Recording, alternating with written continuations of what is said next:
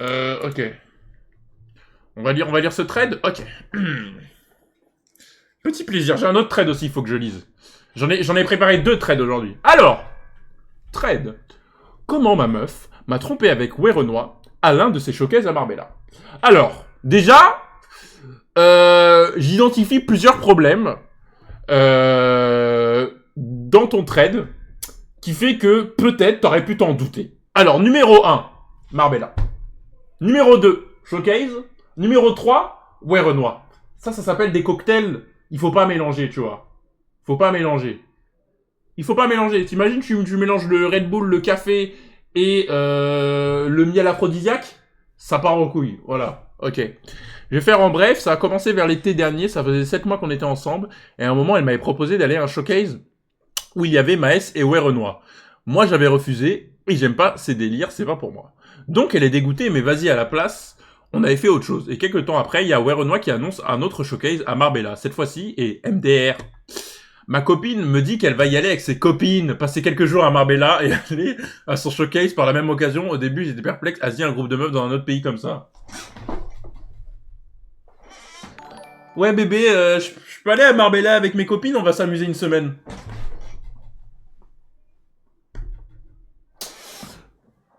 Ok.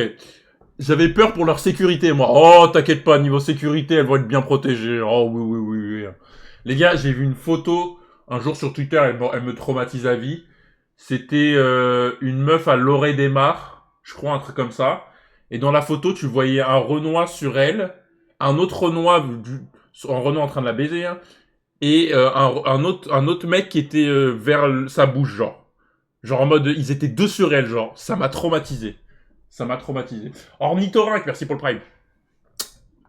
Du coup, elle y va.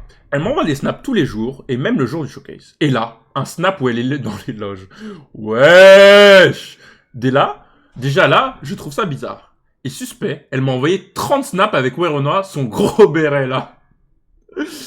Mais vas-y, je faisais confiance. Je veux pas faire le mec, je me suis dit que Werenoi était gentil. Il s'occupe bien de Maracli, il prend des photos avec les fans, etc. D'accord. Elle rentrait à Paris le lendemain du showcase. Je vais la chercher à l'aéroport. Wesh, pour la première fois, je la vois avec un bracelet à la cheville. Vous savez, les bracelets coquillages là, et avec une manucure blanche au pied, elle avait jamais fait ça auparavant. Là, encore une fois, je me dis bizarre. Mais le bon soupçon, t'as vu? Bref, le temps passe et mes soupçons disparaissent. J'avais oublié l'arc Werenoi. En fait, c'est l'arc de la Soul Society. Ok. Et 3 semaines après, ma meuf se dispute avec sa copine. Mais hard, au point où ça se bloque, ça veut plus se voir.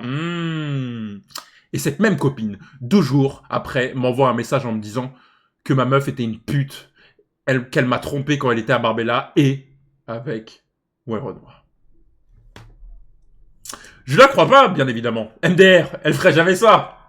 Elle m'envoie un snap qu'elle avait prise dans les loges ou dans un coin, on voit ma meuf sur les genoux de Werenoi dans la loge. Là, j'ai envie de me pendre. Oh mon dieu.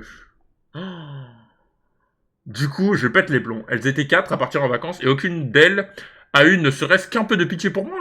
J'apprends ça uniquement parce que les deux se sont embrouillés. Ouais. Moi, là, sa copine, c'est une pute, hein.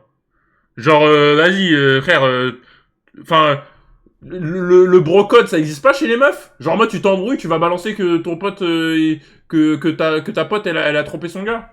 Ça, c'est pas cool, ça. Je me demande plus de détails à sa copine, donc elle me dit que voilà, elle était sur ses genoux, qui se sont galoches et il y a eu des attouchements des deux côtés. Il a même bouffé les pieds de mon ex, fils de... Ah oui, d'accord.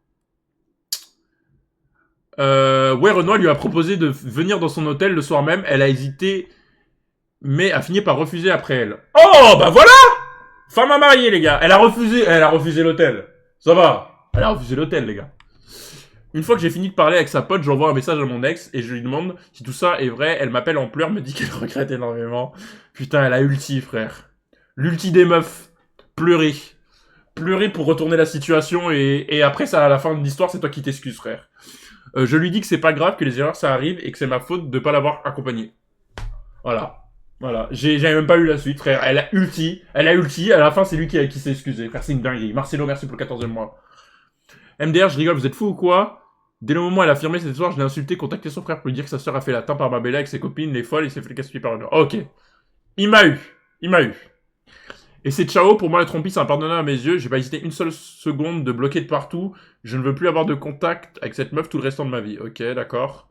Je vais pas dire son prénom, c'est jamais si les gens de Paris la connaissent, mais elle m'a brisé en 8, même si je l'ai pas montré. La douleur a été intérieure, Mila, je te jure que je t'ai beaucoup trop aimé et je méritais pas ça. Sauter à la première occasion avec une célébrité qui s'en fout sûrement de toi, non vas-y, j'ai fini traite, ça m'a rendu rien que d'écrire ça. Avec le problème, c'est que une seule... En fait, c'est ça qui me terrifie, hein. C'est qu'une seule histoire d'amour où t'arrive une dinguerie, genre on te trompe, ça peut te conditionner à vie de la manière dont tu vas te comporter avec les meufs, tu vois. Parce qu'il suffit d'un truc comme ça qui t'arrive et après tu peux ne plus jamais avoir confiance aux femmes jusqu'à la fin de tes jours, tu vois.